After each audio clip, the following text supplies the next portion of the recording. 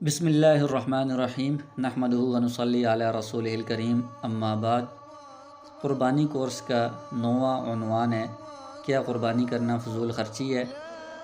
یہ بھی دراصل ایک اعتراض ہے جو عام طور پر قربانی کے موقع پر کیا جاتا ہے کہ ہر سال اتنی بڑی رقم قربانی کے جانوروں کی خریداری میں خرچ کر دی جاتی ہے اور پھر جانوروں کو ذبح کر دیا جاتا ہے، تو یہ اتنی بڑی رقم اس مد میں خرچ کرنا یہ فضول خرچی ہے، مال کا ضیاع ہے، اس سے کوئی خاص فائدہ حاصل نہیں ہوتا۔ تو اس کا جواب کیا ہے؟ جواب میں سب سے پہلی بات تو یہ ہے کہ قربانی اللہ تبارک و تعالیٰ کا حکم ہے، اور اللہ تعالیٰ اس قربانی کے بارے میں ارشاد فرما رہے ہیں۔ قرآن کریم کی آیت ہے وَالْبُدْنَ جَعَلْنَاهَا لَكُم مِّن شَعَائِرِ اللَّهِ لَكُمْ فِيهَا خَيْرٌ، کہ یہ جو قربانی کے جانور ہیں ان کو ہم نے آپ کے لیے اللہ تعالیٰ کے شعائر میں، اللہ کی نشانیوں میں شامل کیا ہے۔ لَكُمْ فِيهَا خَيْرٌ، ان میں تمہارے لیے خیر ہے، بھلائی ہے۔ تو جب اللہ تعالیٰ کہہ رہی ہیں کہ ان قربانی کے جانوروں میں خیر ہے، بھلائی ہے، اس میں فائدہ ہے، تو کوئی انسان کیسے کہہ سکتا ہے کہ یہ فضول خرچی ہے یا مال کا ضیاع ہے یا اس میں کوئی فائدہ نہیں؟ پھر دوسری بات یہ ہے کہ اگر ہم اپنے ارد گرد نظر دوڑائیں، یہ جو قربانی کا پورا سسٹم ہے اس کا اگر ہم غور سے جائزہ لیں تو قربانی سے پہلے، قربانی کے دوران اور قربانی کے بعد یہ جو پورا نظام ہے اس میں لاکھوں لوگوں کو روزگار حاصل ہوتا ہے، لاکھوں لوگ اس میں منافع حاصل کرتے ہیں اور اپنا گزر بسر کرتے ہیں۔ مثال کے طور پر بہت سارے لوگ ایسے ہیں اور ان میں اکثریت غریب طبقے کی ہے کہ جو جانوروں کو باقاعدہ اسی مقصد کے لیے پالتے ہیں پورا سال کہ قربانی کے موقع پر ہم ان کو بیچیں گے اور اس سے منافع حاصل کریں گے، اور ان کا گزر بسر ہی اسی ذریعے سے ہوتا ہے۔ تو کتنی بڑی تعداد میں لوگ اس کے ذریعے سے فائدہ حاصل کرتے ہیں۔ پھر قربانی کے موقع پر، قربانی سے پہلے جو جانوروں کی خریداری ہوتی ہے اس میں ایک علاقے سے منڈی تک جانوروں کو منتقل کرنا، وہاں سے لوگ اپنے گھروں میں منتقل کرتے ہیں، تو اس میں جو ٹرانسپورٹ استعمال ہوتی ہے، گاڑیوں کا جو سلسلہ ہوتا ہے، تو ان کے کرائے کی مد میں کتنے زیادہ ہزاروں لوگوں کو اس میں منافع حاصل ہوتے ہیں، ان کو روزگار ملتا ہے۔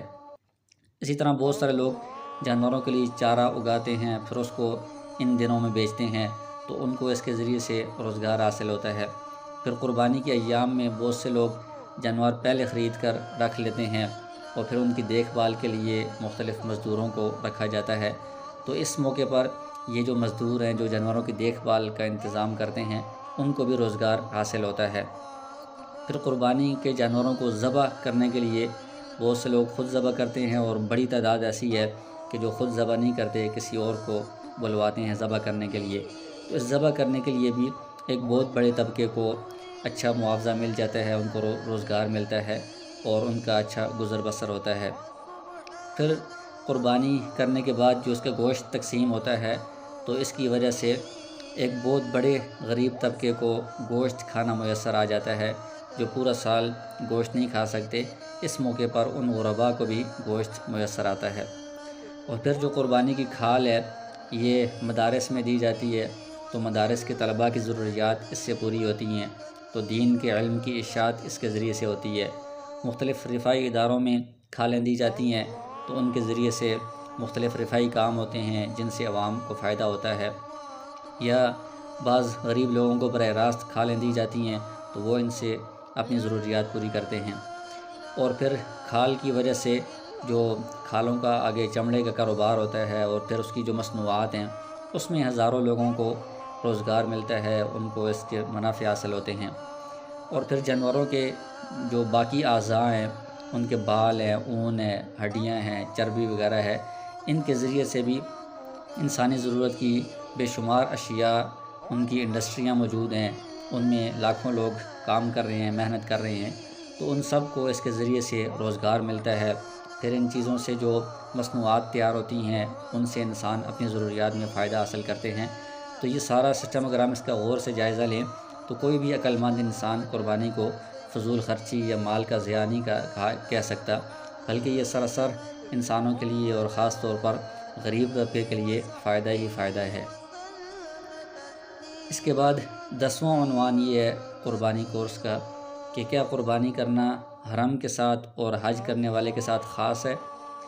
قرآن کریم میں سورہ بقرہ میں اور سورہ حج میں ایک قربانی کا ذکر ہے کہ جس میں حرم کے اندر حج کرنے والے کی قربانی کا تذکرہ ہے۔ ان آیات کو لے کر بعض لوگ یہ اعتراض کرتے ہیں کہ قرآن کریم میں جس قربانی کا ذکر ہے وہ تو حرم کے ساتھ اور حج کے ساتھ خاص ہے، لہٰذا وہی ایک قربانی ہے، اس کے علاوہ کوئی اور قربانی پوری دنیا میں جو قربانی ہوتی ہے یہ کوئی اسلام کا حکم نہیں ہے۔ جبکہ اس کا جواب یہ ہے کہ پہلی بات تو یہ ہے کہ قربانی کا جو قرآن کریم میں جس کا آپ نے تذکرہ کیا ہے کہ سورہ بقرہ میں سورہ حج میں اس کا ذکر ہے، وہ حج والی قربانی ہے اور وہ حرم میں ذبح کی جاتی ہے، تو اس کا تذکرہ موجود ہے، لیکن اس کے تذکرے سے یہ لازم نہیں آتا کہ اس کے علاوہ کوئی اور قربانی نہیں ہے۔ یعنی قرآن میں اگر ایک کام کا حکم ہے تو اس کا یہ مطلب نہیں ہے کہ اس کے علاوہ کوئی اور حکم شریعت میں موجود نہیں ہے۔ تو ہم کہتے ہیں کہ وہ جو حج والی قربانی ہے اس کا تذکرہ بھی ہے، اس کے علاوہ ایک اور قربانی کا بھی قرآن میں اور احادیث میں کثرت کے ساتھ ذکر آیا ہے، جو حرم کے ساتھ یا حج کے ساتھ خاص نہیں ہے بلکہ پوری دنیا میں کسی بھی جگہ وہ ہو سکتی ہے۔ چنانچہ قرآن کریم میں اللہ تبارک و تعالیٰ کا ارشاد ہے، سورہ کوثر کی آیت نمبر 2 ہے، فَصَلِّ لِرَبِّكَ وَانْحَرْ، کہ آپ اپنے رب کے لیے نماز پڑھیے اور قربانی کیجیے۔ تو اس میں جو وانحر ہے اس کی تفسیر میں حضرت عبداللہ بن عباس رضی اللہ عنہما جو رئیس المفسرین ہے، اور حضرت حسن بصری رحمہ اللہ، حضرت سعید بن جبیر رحمہ اللہ جو بڑے درجے کے تابعی اور مفسر ہیں، ان سب حضرات کے نزدیک اس کی تفسیر ہے فَذْبَحْ یوم النحر، کہ یوم النحر کے دن آپ ذبح کیجئے، یعنی عید الاضحیٰ کے موقع پر آپ قربانی کیجئے۔ تو اس میں عام حکم ہے، حرم کے ساتھ کوئی تخصیص نہیں ہے اور حج کرنے والے کے ساتھ تخصیص نہیں ہے، بلکہ عید الاضحیٰ کے موقع پر عام لوگوں کے لیے، چاہے وہ حج کرنے والا ہو یا نہ ہو، پوری دنیا میں کسی بھی جگہ ہو، اس کے لیے قربانی کا حکم ہے۔ اسی طرح احادیث میں کثرت کے ساتھ جس قربانی کا ذکر آیا ہے وہ بھی حرم کے ساتھ یا حج کے ساتھ خاص نہیں ہے۔ چنانچہ جو پہلے بھی حدیث گزری ہے کہ آپ صلی اللہ علیہ وسلم نے ہجرت کے بعد 10 سال مدینہ منورہ میں مسلسل قربانی فرمائی ہے۔ تو مدینہ میں جو قربانی ہو رہی ہے ظاہر ہے کہ یہ حج والی قربانی نہیں ہے، حرم مکہ والی قربانی نہیں ہے۔ اسی طرح حضرت عائشہ رضی اللہ عنہ کا قول ہے بخاری شریف میں کہ ہم گوشت کو نمک لگا کر مدینہ منورہ میں آپ صلی اللہ علیہ وسلم کی خدمت میں پیش فرماتے تھے۔ تو یہ مدینہ کی قربانی کا ذکر ہے۔ اسی طرح ایک اور حدیث ہے مسلم شریف کی کہ آپ صلی اللہ علیہ وسلم نے مدینہ میں عید کی نماز پڑھائی اور آپ کو معلوم ہوا کہ نماز سے پہلے کسی نے قربانی کر لی، تو آپ نے اس قربانی کو دوبارہ دہرانے کا حکم فرمایا۔ تو یہ بھی مدینہ منورہ میں قربانی کا ذکر ہے۔ اسی طرح ایک حدیث میں آپ نے ارشاد فرمایا کہ جو شخص وسعت رکھتا ہو اور پھر قربانی نہ کرے تو وہ ہماری عیدگاہ میں حاضر نہ ہو۔ تو ظاہر ہے کہ جو حج کرنے والے ہوتے ہیں مکہ میں وہ تو عیدگاہ میں حاضر نہیں ہوتے،